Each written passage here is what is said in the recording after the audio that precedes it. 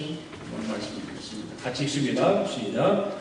이스라엘 왕 엘라의 아들 호세아 제3년에 유다 왕 아스의 아들 히스기야가 왕이 되니 그가 왕이 될 때에 나이가 25세라 예루살렘에서 29년간 다스리니라. 그의 어머니 이름은 아비오 스가랴의 딸이라. 히스기야가 그의 조상 다윗의 모든 행위와 같이 여호와께서 보시기에 정직하게 행하여 그가 여러 산당들을 제거하며 주상을 깨뜨리며 아세라 목상을 찢으며 모세가 만들었던 돌됨을 이스라엘 자손이 이때까지 향하여 분향하고 그것을 부수고 누사단이라 일컬었더라. 히스기야가 이스라엘 하나님 여호와를 의지하였는데 그의 전후 유다 여러 왕 중에 그러한 자가 없었으니 곧 그가 여호와께 연합하여 그에게서 떠나지 아니하고 여호와께서 요셉에 명령하신 계명을 지켰더라. 여호와께서 그와 함께 하심에 그가 어디로 가든지 형통하였더라. 저가 아수르 왕을 배반하고 섬기지 아니하였고 그가 엘레셋 사람들을 쳐서 가사와 그 사방에 이르러 망대에서부터 견고한 성까지 이르렀더라. 아멘. 앉으십시오. 오늘 본문의 말씀을 통해서 8장 7절의 말씀을 보면 그가 어디로 갔는지 형통하였더라. 그 말씀을 토대로 해서 형통해지는 복이 어떤 복인가 오늘 함께 말씀을 나누기를 원합니다.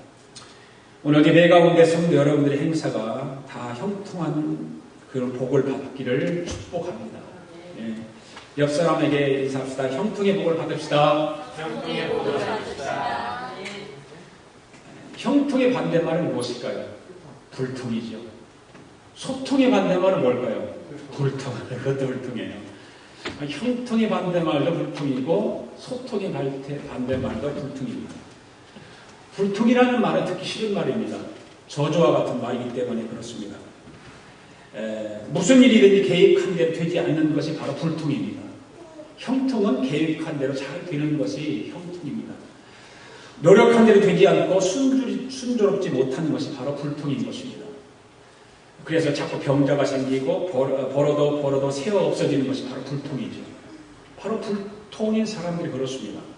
불통하는 사람을 볼 때마다 목사로서 상당히 어떤 그 답답함을 느끼죠. 성도들이 형통의 복을 받아야 되는데 자꾸 불통해지면 목사는 참 답답한 겁니다. 굉장히 답답합니다. 성도들이 형통의 복을 받아 누리고 복을 받아 사는 것이 목사에게는 가장 보람되고 그것이 기쁨이고 그런데 불통하면 목사는 참 답답합니다. 마음이 아픕니다. 불통인 그 원인이 있죠. 그 원인을 찾아내고 고치고 형통의 복을 받는 형통하는 사람이 되어야 할 줄로 믿습니다. 내가 불통하다면 그 불통의 원인을 찾아야 됩니다. 찾지 않으면 안 됩니다. 형통하기 위해서는 먼저 하나님 아버지와 형통하고 사람과도 형통하고 물질과도 형통하여 만사가 다 형통하는 그런 복을 받기를 오늘 원합니다. 지금 세계가 참 어렵습니다. 참 실업자가 날마다 엄청나게 많이 생기기도 하고 기업이 망하기도 하고 새로운 취직 일자리가 없어지고 장사 스몰 비즈니스 하는 사람들 대기업들도 마찬가지겠지만 특별한 기업들 빼놓고는 거의 다 많은 사람들이 매상이 줄고 그렇습니다. 우리 조국도 그렇고 우리가 살고 있는 미국도 그렇고 미국뿐만 아니라 선진국 후진국 할 것 없이 막론하고 온 세계가 다 불통하고 있다는 것입니다. 그 원인이 어디 있을까요? 왜 온 세계가 불통하고 있을까요? 그 원인은 바로 사람들이 교만해졌기 때문에 그렇습니다. 교만해졌기 때문에 불통한 것입니다. 하나님이 가장 싫어하는 일들을 하고 있기 때문에 불통하고 있는 것입니다. 미국만 봐도 우리가 동성 결혼을 허용하고 합법적인 결혼 증명서를 발급해주고 있다는 사실이죠. 이게 엄청난 불통의 길을 가고 있는 거예요. 형통의 길을 가야 할 민족이 불통의 길을 가고 있다는 사실입니다. 후진국들은 우상숭배와 음란으로 가득 차 있습니다. 그러니까 하나님 보실 때 더 이상 형통을 누릴 자격을 온 세계가 상실해 가고 있다는 사실입니다. 우리는 이러한 때 어떻게 우리는 형통을 살아가야 할까요? 어떻게 형통의 복을 하나님으로부터 받을 수 있을까요? 형통의 복이란 국어사전을 찾아보니까 이렇게 기록되어 있습니다. 뜻대로 잘 되어가다가 모든 일이 뜻대로 잘 되어감. 그리고 형통의 복이래요. 그것이 형통. 형통한 것이 바로 잘 계획대로 되어가다가 모든 것이 잘 되는 것이 형통이라는 거예요. 그렇습니다. 모든 것이 잘 되는 것이 바로 형통인 것이죠. 형통의 복인 것입니다. 그런데 저는 우리 신앙인들의 형통의 복은 무엇일까 하고 생각을 해보았습니다. 예수를 믿는 사람들, 교회 다니고 하나님을 믿는 사람들에게 형통의 복은 어떤 것일까? 신앙인들의 형통의 복은 저는 이렇게 정의를 했습니다. 모든 일들이 잘 되어 최고의 자리에 올라가면 그 최고의 것을 가지고 하나님의 영광을 위해서 사용하는 것. 저는 그렇게 정의를 내렸어요. 그것이 바로 우리 신앙인들의 형통의 복이라고 생각을 합니다. 또 한 가지는 뭐냐면 내 마음대로 살다가 내 뜻대로 살다가 내 방식대로 살다가 예수님 만나서 예수님을 영접하고 예수님을 위해 살아가는 것이 형통의 복이다. 저는 그렇게 정의를 내립니다. 세상 사람들은 형통의 복 하면 부자로 사는 것. 그걸 얘기합니다. 부유하게 사는 것. 우리의 자녀들이 세상에서 출세하고 잘 나가는 것. 그런 것들이 형통의 복이라고 생각하지만 우리 신앙인들에게는 그거보다 더 위에 업그레이드 됩니다. 세상에 잘 나가야 되죠. 세상에서 가장 자기가 목표를 향해서 달려가는 그 길을 달려가다가 그 목표에 이르렀으면 거기서 멈추지 말고 그것을 가지고 하나님의 영광을 위해 쓰는 거예요. 그것이 바로 우리 신앙인들에게는 형통의 복인 것입니다. 요한복음 18장을 보면 주님이 잡힐 때 베드로가 검을 빼가지고 말구라고 하는 대제사장의 종의 오른편 귀를 잡습니다. 베드로가 예수님과 함께 다니면서도 검을 가진 사실은 당시 제자들이 무엇을 추구했는가를 우리는 짐작해 볼 수가 있습니다. 왜 예수님의 제자들이 검을 가지고 다녔을까? 또한 베드로가 사람을 죽이지 않고 위협만 하려고 정교하게 귀만 자른 것을 우리가 한번 깊이 생각해 보면 베드로의 검술 실력이 대단했지 않았을까? 그냥 마구잡이 내쳤거든요. 그런데 귀만 딱 잘라진 거예요. 보통 검술 실력이 아니라는 거예요. 베드로는 비록 어부로서의 바다에서 고기 잡는 그런 사람으로 살았지만 그가 가지고 있는 실력은 엄청 낮다라고 하는 것입니다. 그때 주님이 베드로에게 말합니다. 뭐라고 말하죠? 검을 집어 집에 꽂으라. 아버지께서 주신 잔을 내가 마시지 않겠느냐라고 예수님은 베드로에게 말씀하십니다. 이 음성은 오늘날 가장 필요한 음성이라고 생각을 합니다. 검을 집에 다시 꽂아 넣어라. 요즘은 갈등과 상처가 많아서 사람들마다 가슴에 보이지 않는 무장하고 다니지 않는 칼들을 가지고 있지 않는가. 사람마다 저마다 그 보이지 않는 칼, 무장하지 않는 칼을 다들 하나씩 가지고 있지 않는가. 그 칼을 집에 꽂으라고 하는 주님의 음성에 순종하는 것이 진짜 힘이라고 하는 것이죠. 이것이 형통이라고 하는 거예요. 이것이 진짜 형통 아니겠어요? 당시 제자들은 예수님이 칼로 로마를 물리칠 나를 고대했기 때문에 베드로도 계속 칼을 품고 다니지 않았을까? 제자들은 마음의 생각에는 그렇게 생각했어요. 그래서 예수님께서 유대인의 왕으로 등극을 하는데 그냥은 등극 못하니까 예수님께서 어떤 힘을 가지고 무장을 해서 그들을 물리쳐서 왕이 되기를 원했던 거죠. 그러면 자기들도 그 덕분에 높은 자리에 한 자리씩 차기를 원했던 거죠. 그런 베드로를 어떻게 사용합니까? 그런데 때가 되어서 성령님께서 마가의 다락방에서 뜨거운 성령의 불로 임하심을 받게 되죠. 그때 베드로의 가슴 속에 그 가지고 있는 칼을 버리는 거예요. 말고의 귀를 쳤던 그 칼을 버리는 것입니다. 성령의 역사를 통해서 마가의 다락방에서 그 쏟아지는 성령의 능력을 통해서 칼을 버리게 되었고 결국 베드로는 칼 대신 십자가를 들고 로마로 가서 십자가를 가지고 로마인들의 가슴을 찌르고 로마를 점령하고 그럽니다. 복음을 통해서 로마인들의 가슴을 찌르는 것이죠. 바로 이것이 형통의 복이 아닐까요?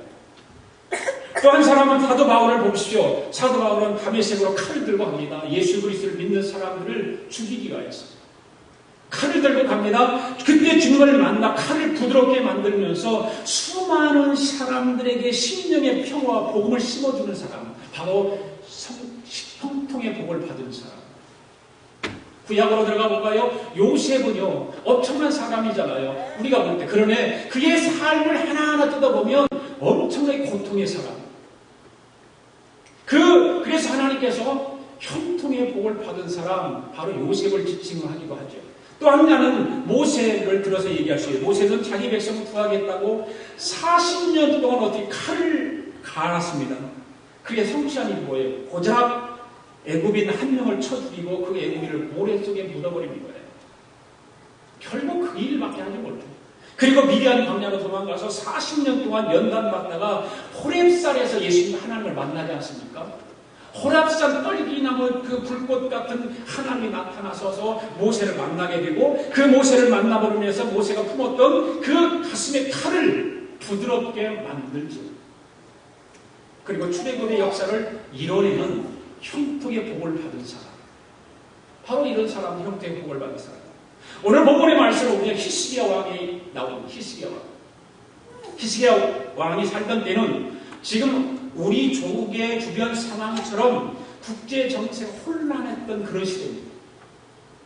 우리 조국의 주변 상황들이 어떻습니까? 우리 조국과 북한을 두고 중국, 러시아, 미국, 일본 이런 나라들의 정세들이 우리나라를 지금 또 자기 나름대로는 우리나라를 평화를 이루게 한다고 하는데 실질적으로 그렇지 않잖아요. 우리는 다 알고 있는 사실이니까. 자기들의 이익을 위해서만 우리나라를 이용해 먹는 거, 북한을 이용해 먹고 그러는 거예요. 그 정세가 비슷해요. 혼란합니다. 이스라엘은 그 당시에 남유다의 유다와 북이스라엘로 갈려져 있었지 않습니까? 그래서 북이스라엘은 먼저 아수르에게 멸망당합니다. 그 위기의 순간에 남유다의 히스기야 왕은 어떻게 하냐면 나라를 지켜요. 나라를 국력을 키워나가요. 어디로 가든지 그래서 오늘 본문에 말하고 형통하게 되었더라. 그 어려운 환란과 주변 상황이 그렇게 쉽지 않은 그런 정세 속에서도 그 나라를 굳게 지키고 국력을 키우는 그런 위대한 왕으로 등극하고 살아가는 것입니다. 그처럼 어려운 중에도 나라를 지키고 국력을 키우는 형통한 복을 받았던 히스기야 왕처럼 우리 또한 만사가 형통한 복을 받으려면 어떻게 해야 될까요? 첫째로 오늘 본문에 보면 우상을 버리라고 했어요. 우상을 버려야 됩니다. 4절 말씀 읽습니다. 시작. 여러 성당을 제하며 주상을 깨뜨리며 아세라 목상을 찍으며 모세가 만들었던 높뱀을 이스라엘 자손 이때까지 향하여 분향함으로 그것을 부수고 느사단이라 일컬었더라. 남유다에는 20명의 왕들이 있었습니다. 20명의 왕. 그런데 히스기야 왕은 그 20명의 왕들 중에 가장 경건한 왕이었습니다. 하나님을 가장 잘 섬기고 하나님 말씀대로 살았던 왕이 바로 히스기야 왕입니다. 그런데 그의 어린 시절은 참 불우했던 것이죠.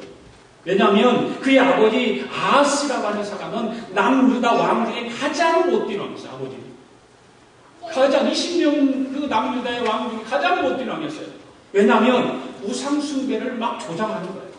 백성들로 하여금 우상숭배하게 하고 자기도 우상숭배하게 하고 그래서 심지어는 자기 아들들을 우상으로 바쳐요. 네. 얼마나 우상숭배를 강하게 했으면 아들들을 제물로 바친 그런 못된 왕이었습니다. 그런 자기 형제가 번제로 드려지는 그런 비참한 환경을 보고 히스기야 왕은 자랍니다. 그런데 그런 와중에서도 그 히스기야에게는 소망이 비치죠. 왜냐하면 바로 이사야 선지자가 같이 곁에 있었기 때문에 아하스 왕과 이사야 선지자는 자주 만남이 있었습니다. 그래서 자주 만나서 어떤 이사야의 충고를 듣기도 하고 여러 가지 자주 만남으로 인해서 그 만남을 히스기야가 곁에서 보게 되었고 그 영향을 히스기야를 통해 이사야 선지자를 통해서 히스기야가 영향을 받습니다. 그런 이사야로부터 인생의 목적과 하나님의 뜻을 배우기 시작합니다. 그처럼 친구와 같이 멘토 역할을 감당하는 그 이사야의 도움으로 그는 아버지가 저질렀던 악행을 하나씩 끊기 시작하는 거죠. 네. 끊어버려요. 드디어 아버지 아하스가 죽습니다. 그리고 오늘 본문에 보니까 히스기야가 몇 살의 왕이 되었더라? 25세의 왕이 됩니다. 그러면서 아버지가 섬겼던 모든 그 신당을 없애고 주상을 깨뜨리고 아세라 목상을 다 내칩니다. 그 전에 왕들도 감히 하지 못했던 그러한 일을 시작하면서 또 감히 신당만은 건드리지 못했는데 이 히스기야가 왕이 되면서부터 이 신당도 건드리기 시작합니다. 다 제거합니다. 심지어는 뭐냐면 모세가 만든 광야의 놋뱀까지 그 놋뱀을 그 당시에 사람들이요 우상처럼 섬겼거든요. 왜? 풀뱀한테 물려 죽을 뻔했는데 놋뱀을 바라보니까 살았잖아요. 그러니까 우상 취급할 수밖에 없던 거예요. 그런데 그 놋뱀을 제거를 하기 위해서 사람들에게 하는데 사람들이 얼마나 비아냥을 느꼈어요. 그러니까 뭐라 그래요? 그 놋뱀까지 부수면서 외치기 시작하는데 그래서 뭐라 그러죠? 느사단이다. 그 느사단이라고 하는 말은 무슨 말이냐면 저것은 놋에 불과하다. 쇳덩어리에 불과하다. 그 말입니다. 느사단이라고 하는 말. 민수기 21장에 보면 놋뱀 사건이 잘 기록되어 있지 않습니까? 당시 이스라엘 백성들이 하나님의 은혜를 잃어버리고 불평합니다. 그 불평하는 이스라엘 백성들에게 하나님께서 불뱀을 보내서 그들을 물게 합니다. 물게 하니까 난리가 났죠. 막 나우성 치고 난리가 나는 것입니다. 그래서 백성들이 불뱀이 떠나게 해달라고 모세에게 요청을 하기 시작합니다. 그래서 모세가 그 백성들의 요청을 듣고 하나님을 기도합니다. 기도하니까 하나님께서 그러면 모세야 장대로 놋뱀을 매달아라. 그리고 그 놋뱀을 쳐다보는 사람들에게는 그 불뱀을 물렸지만 살아날 것이다. 그러나 쳐다보지 않는 사람은 다 죽는다. 그래서 모세에게 그렇게 했습니다. 그래서 모세 그 놋뱀을 바라본 사람 다 살아났습니다. 그 이스라엘 백성들이 그것을 회상하면서 히스기야 때까지 약 700년 동안 그 놋뱀을 보관해 오면서 그거를 국보 1호로 취급하고 우상 숭배를 한 거예요, 거기다가. 네. 그런데 은혜의 상징 도구로만 여기고 생각하고 그것을 하나님의 은혜로 생각하고 그러면서 그래야 될 이스라엘 백성들이 그것을 우상 숭배 도구로 분양까지 했다 그 말이에요. 아무리 위대한 기념물도 그것이 우상이 되면 그때부터 그것은 저주의 도구가 되고 마는 것입니다. 그처럼 한때 축복의 도구가 우상이 되면서 저주의 뉴사단이 되는 경우가 얼마나 많은지 모릅니다. 가끔 보면 이 이민사회에서도 가끔 보면 부흥이 한다고 해요. 치유의 조언이 부흥이 합니다. 그래서 누구누구 이름 써서 광고를 이렇게 해요. 치유의 조언. 그 가운데는 장로님들이 계실 수 있고 권사님들이 있을 수 있고 목사들도 있고 그래요. 그런데 여러분 치유의 종이 온다라고 선전하고 집회를 하면 그거 가지 마십시오. 나는 그렇게 보는 거고 싶어요. 아무리 치유를 주고 그를 통해서 축복을 약속해도 가지 마십시오. 기적은 자신이 일으킨 것이 아닌데 마치 자신이 일으킨 것처럼 자신이 치유를 한 것처럼 하나님의 영광을 가로채는 일을 얼마나 많이 저지르고 있는지 모릅니다. 하나님의 영광을 가리우는 건 바로 느사단입니다. 놋조각은 놋조각에 불과합니다. 마찬가지로 사람은 사람에 불과한 것입니다. 그를 위대한 종으로 높이거나 스스로 그렇게 광고하면 그는 이미 자신을 우상화하도록 만들고 있는 거예요. 하나님의 영혼을 가로채요. 늘 사단을 따르면 영혼도 망하고 강한 가정도 망하고 후대도 망하고 텅 빈 조각으로 불으로 몰려가 영혼을 망치는 일은 하나님이 제일 슬프게 여기는 것입니다. 치유는 하나님이십니다. 할렐루야. 우상으로부터 돌아서요. 까딱하면 우리는 우상 숭배할 가능성이 많은 사람들이에요. 내가 우상 숭배를 안 한다고 하지만 하나님보다 더 좋아하는 것, 하나님보다 더 그것을 기뻐하는 것 우상입니다. 성경이 그렇게 말하고 있습니다. 우리 모두는 우상으로부터 돌아서 오직 하나님을 바라볼 때 진정한 형통의 복이 임하게 될 줄로 믿습니다. 두 번째로 어려움 중에도 나라를 지키고 국력을 키우는 형통한 복을 받았던 히스기야 왕처럼 우리 또한 만사 형통 복을 받기를 원한다면 어떻게 할까? 온전히 하나님만 신뢰해야 돼요. 첫 번째는 우상을 제거해야 되고 두 번째는 하나님만 신뢰해야 돼요. 5절 읽습니다. 시작. 히스기야가 이스라엘 하나님 여호와를 의지하였는데 그의 전후 유다 여러 왕 중에 그러한 자가 없었으니. 당시에 산당을 무너뜨린다고 하는 것은 뭐것 같냐면 벌집을 땡벌집을 건드리는 거랑 똑같아요. 지난번 추석 전후로 해서 우리나라에 항상 우리나라는 연중 행사잖아요. 벌초하러 다니는 거. 저도 한국에 있을 때 우리 처갓집에 가서 벌초한다고 이제 따라가서 처갓집하고 같이 따라가서 막 풀도 배우는데 땡벌이 나타난 거예요. 아, 땡벌이 나타나면 무섭습니다.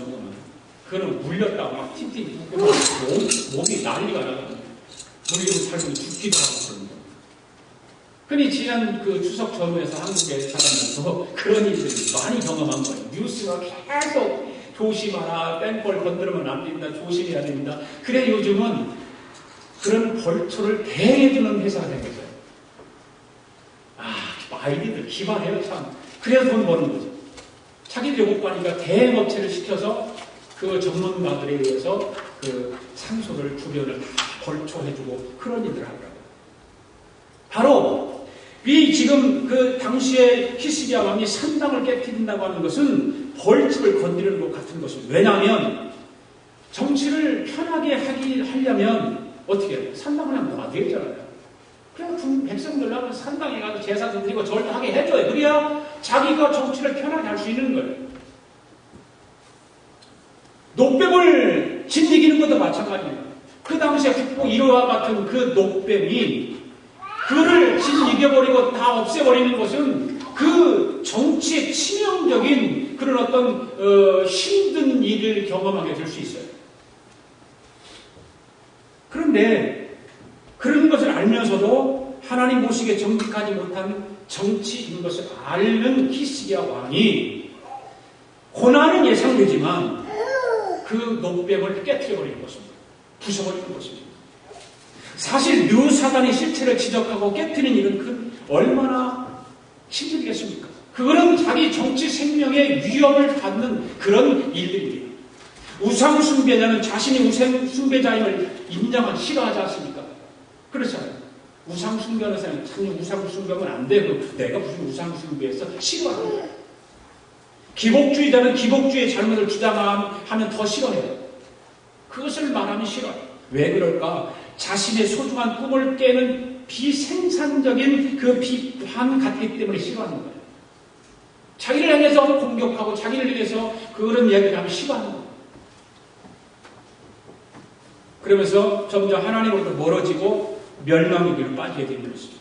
여러분의 신앙에 하나님으로부터 점점 멀어지게 하는 누사단 같은 것이 있다면 그 누사단을 깨뜨려야 됩니다. 아멘. 하나님으로부터 멀어지게 하는 것이 있다면, 말씀으로부터 멀어지게 하는 것이 있다면 그 누사단을 깨뜨려버리는 것입니다. 그건 노새 불가능합니다. 쇳덩어리에 불과합니다. 여러분 같으면 이런 우상숭배를 지적하고 우상숭배를 깨뜨리라고 한다면 어떻게 하시겠습니까? 아마 시험에 들지도 모르겠죠.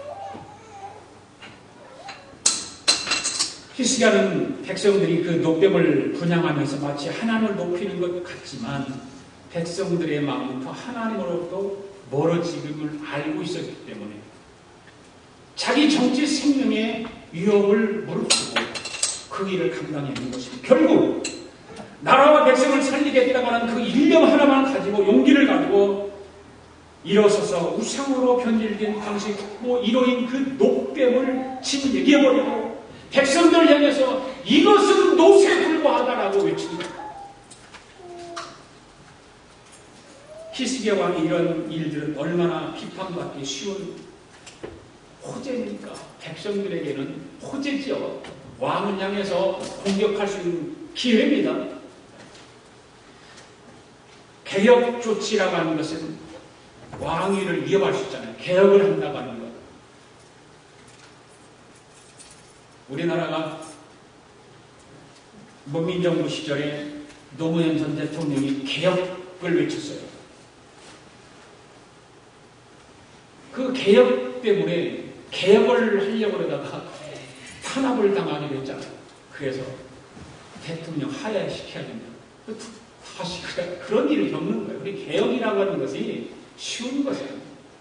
대통령이 어떤 나라의 개혁을 하기 위해서는 생명 걸지 않으면 자기 올바른 그 정직한 그런 마음이 없으면 개혁할 수 없는 거예요. 그냥 정치는 정치대로 가는 거예요. 흘러가는 거예요.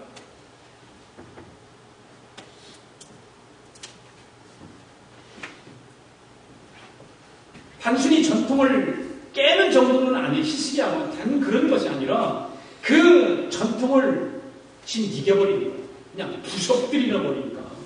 네.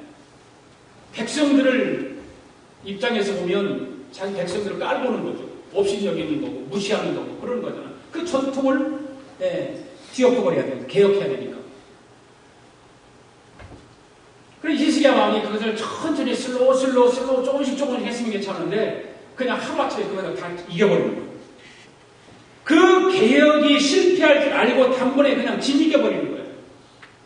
어떻게 그가 그런 용기를 발휘할 수 있을까? 배짱이 두둑해서 그랬을까?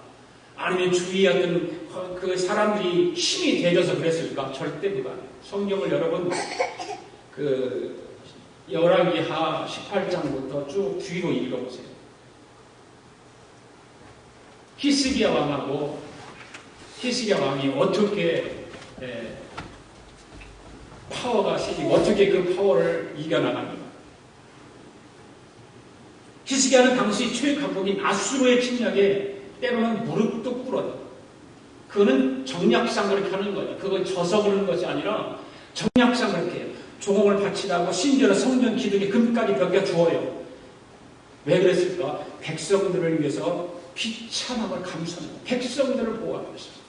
그처럼 그런 겁도 있었던 평범한 사람인 것을 왜 겁이 있었기 때문에.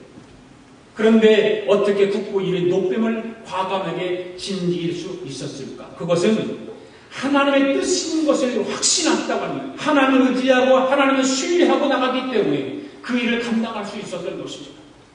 본문 5절을 보면 히스기야가 하나님을 의지했는데 성경은 그만큼 하나님을 의지하는 왕이 전에도 없었고 후에도 없었다고 말합니다. 얼마나 그 히스기야 왕이 하나님을 철저히 의지했으면 그런 말까지 했을까요? 전에도 없었고 후에도 없었고 하나님을 신뢰하는 일에 있어서는 히스기야 왕을 따라갈 왕이 없었다는 것입니다. 사랑하는 성도 여러분, 늘 사단을 깨트리는 용기를 가질 수 있기를 바랍니다. 어떤 축복과 치유를 가지고 유혹해와도 늘 사단의 우상숭배에 빠지지 않기를 원합니다. 가짜 축복, 가짜 치유 속지 마십시오. 그것이 나에게 십자가가 지워지는 한이 있는 일이 있다 할지라도 그것이 그걸 통해서 내가 죽는 한이 있어도 늘 사단과 맞서야 됩니다. 따라가면 안 됩니다. 죽는 길이 사는 길입니다. 영광을 받을 분은 오직 우리 주님뿐이십니다. 이제 사람을 두려워하지 말고 오직 하나님만 두려워할 수 있기를 원합니다. 사람을 두려워하고 행동 후의 결과를 두려워하면 우상을 깨뜨릴 수 없습니다. 하나님만이 두려워할 때 우상을 깨뜨릴 수 있는 것입니다. 그러면 계속 우상에 의해서 영혼이 지배를 받게 되는 거예요. 그렇지 여러분. 토니 캠플러라고 하는 사람이 이런 말을 하더라고요. 하나님은 그분의 지갑에 당신의 사진을 넣고 다닌다. 하나님은 당신의 지갑에 여러분의 사진을 넣고 다닌다. 그처럼 우리도 하나님의 사진을 우리 마음에 품고 다녀야 될 줄로 믿습니다. 여러분 지갑 속에 사진이 누구의 사진이 들어있습니까? 니나 사진이 들어있을 거고 윤서 사진이 들어있을 거고 하나님을 품고 오직 하나님을 바라고 신뢰할 때 진정한 형통의 복이 임하게 될 줄로 믿습니다. 세 번째로는 어떻게 만사 형통한 복을 시혜같이 받을 수 있을까? 하나님 말씀에 순종해야 됩니다. 첫 번째는 뭡니까? 우상을 제거해야 되고 하나님만 신뢰해야 되고 세 번째는 하나님 말씀에 따르는 것입니다. 6절 읽습니다. 시작. 곧 그가 여호와께 연합하여 그에게서 떠나지 아니하고 여호와께서 모세에게 명령하신 계명을 지켰다. 계명을 지켰다. 이 말씀을 보면 히스기야는 하나님 꼭 붙어서 말씀을 철저히 지켰습니다. 그렇습니다. 하나님을 의지하는 삶의 핵심 실체는 말씀에 순종하는 것입니다. 할렐루야. 말씀을 지키지 않고 하나님을 믿는다는 것은 말이 안 됩니다. 말씀을 지키지 않고 하나님을 사랑한다는 것도 말이 안 됩니다. 말씀을 지키지 않고 하나님께 영광 돌리는 것도 말이 안 됩니다. 어떻게 말씀을 지키지 않으면서 믿습니까? 사랑합니까? 어떻게 영광을 돌립니까? 말씀에 순종하고 말씀에 따를 때 가능한 것입니다. 미국에 한 소년이 있었습니다. 엄마는 가끔 그에게 물건 정리를 하고 놀라고 자꾸 이야기합니다. 자, 좀 물건 좀 더 방에 들어가 네 방에 좀 물건 좀 정리하고 놀아. 어느 날 엄마가 방 물건을 치우라고 했는데 그는 엄마 말을 듣지 않고 아빠와 함께 피아노 옆에서 노래를 하고 있어요. 엄마가 야기칩니다. 야 톰! 왜 방을 치우지 않니? 좀 방 좀 치우라니까. 그때 톰이 말합니다. 엄마 제가 지금 찬송을 부르는 것도 모르세요? 찬송 부르고 있잖아요. 그 말을 듣고 있던 옆에서 아빠가 말합니다. 톰, 권위에 불순종하면서 하나님을 찬송하는 건 아무 소용없답니다. 그렇게 말했답니다. 여러분 하나님께 영광을 돌리기를 원하십니까? 그럼 말씀대로 순종하려고 해야 됩니다. 말씀대로 따르는 것입니다. 그 일은 쉽지 않지만 그래도 말씀대로 순종하며 살면 반드시 하나님의 축복이 임하는 것입니다. 히스기야 왕의 개혁, 종교개혁은 결국 어떻게 되었습니까? 본문 7절, 8절 읽습니다. 시작. 여호와께서 그와 함께 하심에 그가 어디로 가든지 형통하였더라. 저가 수로왕을 배반하고 숨기지 아니하였고 그가 블레셋 사람들을 쳐서 가사와 그 사방에 이르고 망대에서부터 경관 성까지 이르렀더라. 할렐루야. 사랑하는 성도 여러분, 하나님 함께 하심으로 어디로 가든지 하나님의 형통의 복을 받으시기를 바랍니다. 하나님이 어디로 가든지 히스기야를 형통케 하셨고 국력도 강화되게 하셨고 왕도 축복받고 나라도 축복받았습니다. 그것이 바로 하나님 말씀 중심의 삶을 살았던 결론인 것입니다. 말씀에 순종하고 말씀을 따랐던 삶의 결론이 바로 형통의 복인 것입니다. 이 말씀대로 살려고 힘쓰는 저와 여러분 되기를 원합니다. 특별히 교회 안에 묘사단의 우상숭배가 틈타지 못하도록 해야 됩니다. 여러분의 가정에 묘사단의 우상숭배가 틈타지 못하도록 해야 될 줄로 믿습니다. 현대는 도처에 작은 우상들이 참 많습니다. 물론 무엇인가 좋아할 수는 있지만 그것이 지나쳐서 예수님과 맞먹는 위치에 둔 것이 있다면 그것은 우상입니다. 성경이 그렇게 말해요.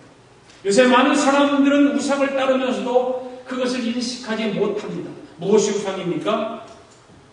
우상을 인식하는 4대 기준, 4가지 기준이 있어요.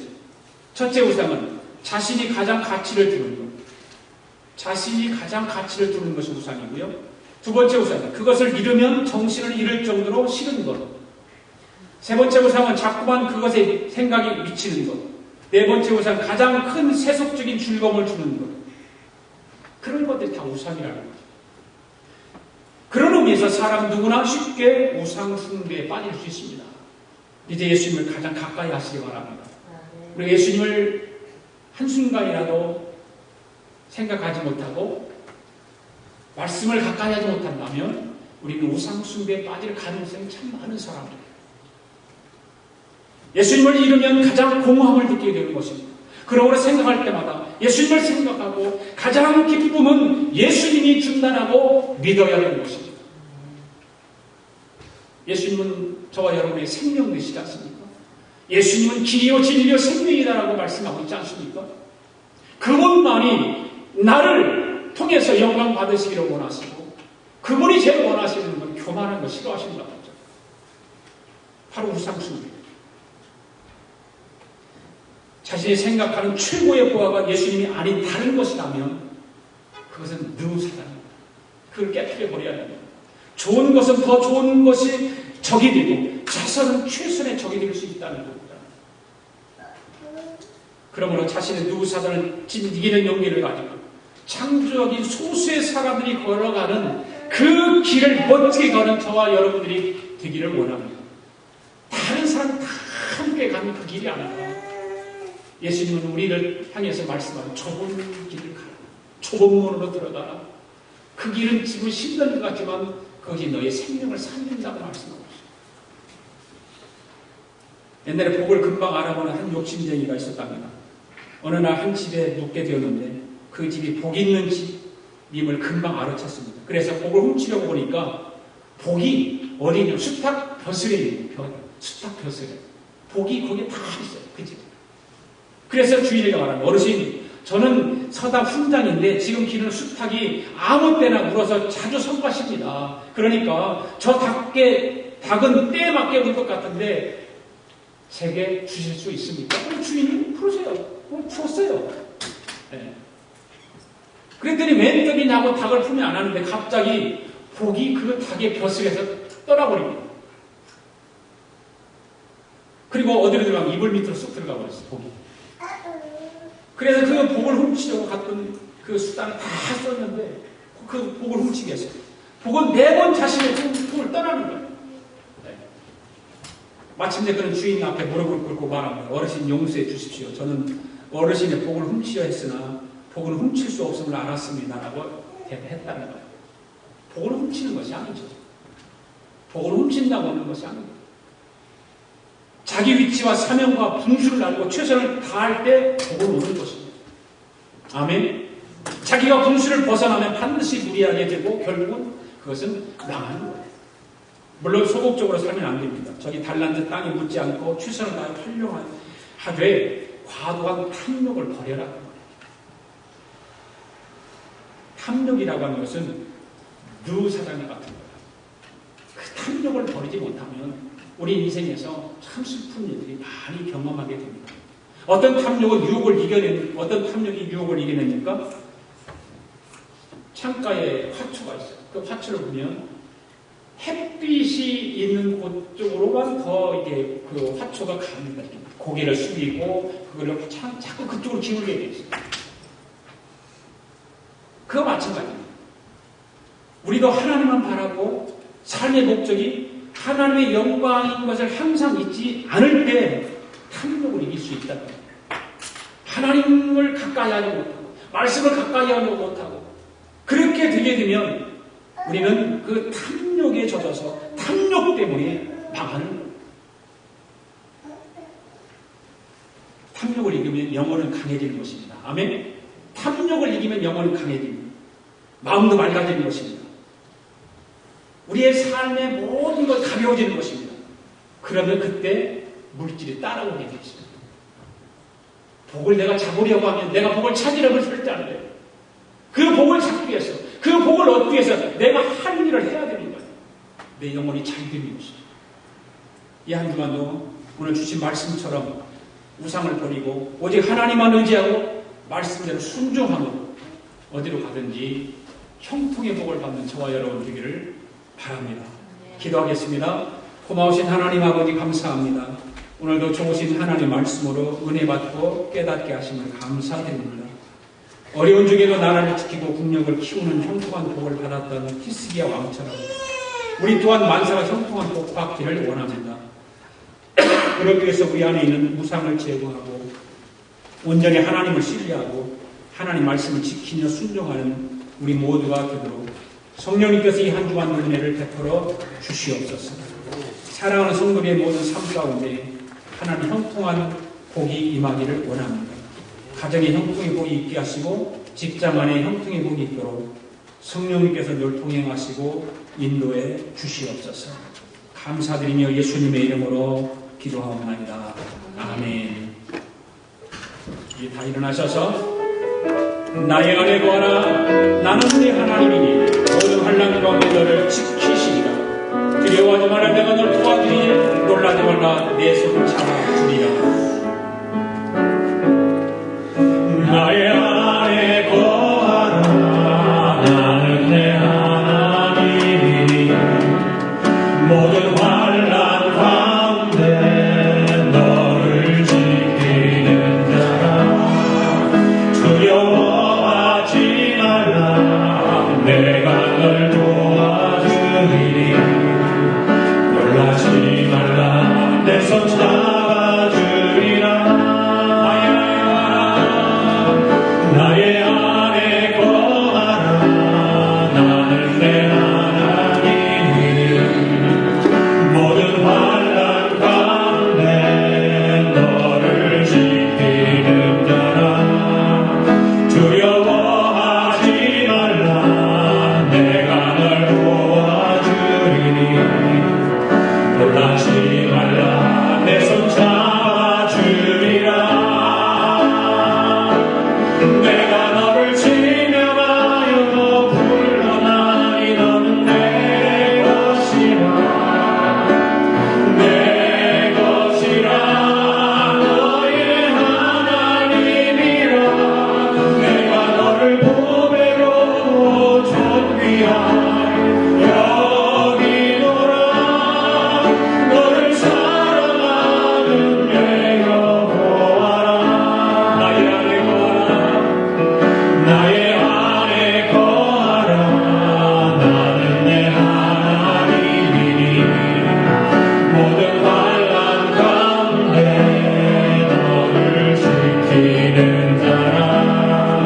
두려워하지 말라.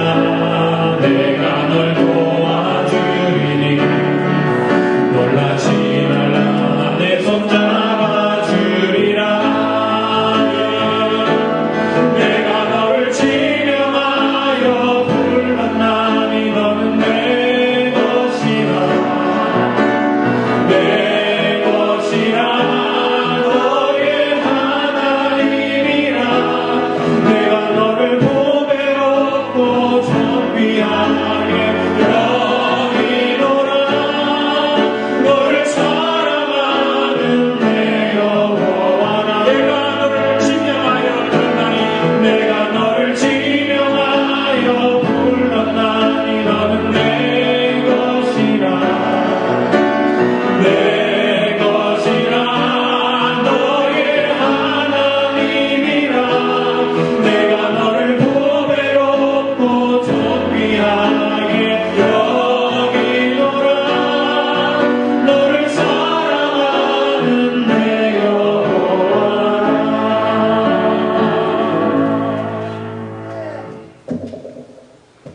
하나님 아버지 감사합니다. 오늘도 하나님께서 복된 주일을 우리에게 주셔서 하나님을 예배하게 하시고 하나님을 예배하며 귀한 예물을 봉헌할 수 있는 은혜 베풀어 주시면 감사합니다. 이 시간 사랑하는 성도들이 마음과 뜻과 정성을 다하여 하나님 앞에 귀한 예물을 봉헌해 올렸습니다. 11조 예물을 드렸습니다. 감사 예물을 드렸습니다. 선구 예물을 드렸습니다. 1천번째 예물을 드렸습니다. 마음의 소원에 물질에 담아 드렸습니다. 하나님, 사랑하는 성도들의 마음의 소원을 들어주옵소서. 형통의 복을 허락하여 주시옵소서. 이 땅에 살면서 물질에 어려움 당하지 않게 하시고 영적으로도 잘 되기 위해서 참으로 우리 안에 있는 누사단을 깨트려버리는 그런 담대함을 허락하여 주시옵소서. 아버지 하나님, 이 예물을 통해서 30대 60대 결기를 맺기를 원합니다. 우리 교회가 지향하고 나가는 선교하는 교회가 되게 하여 하나님 많은 선교사들에게 후원하는 교회가 되게 하시고 또 우리 교회가 선교사도 파송하는 교회가 될 수 있도록 우리 하나님 축복하여 주시기를 원합니다. 아버지 하나님의 나라가 확장되는 일에 참으로 아름답고 귀하게 쓰임받는 힘을 뒤어서 하나님의 영광의 물질을 통해서 나타나게 하시고 증거되게 하여 주시옵소서. 오병이어의 기적들이 일어나게 하여 주시옵소서. 성도들의 가정도 이렇게 이런 기적들이 일어나서 이민자의 삶을 늘 기쁨으로 즐거움으로 살아가도록 은혜 베풀어 주시옵소서. 지금은 우리 주 예수 그리스도의 은혜와 하나님 아버지의 극진하신 사랑과 성령님의 감동감화 충만 교통하심이 오늘도 형통의 복을 받기 원하여 우리 안에 있는 누 사단을 깨트려 버리기로 작정하고 돌아가는 사랑하는 성도들 머리머리 우여와 성도들의 가정과 직장과 경영하는 기업우여와 우리가 살고 있는 이 미합중국과 하나밖에 없는 우리 조국 우여와 주의 이름으로 모이는 교회 위에 지금으로부터 영원토록 함께 하시기를 예수님의 이름으로 축원하옵나이다.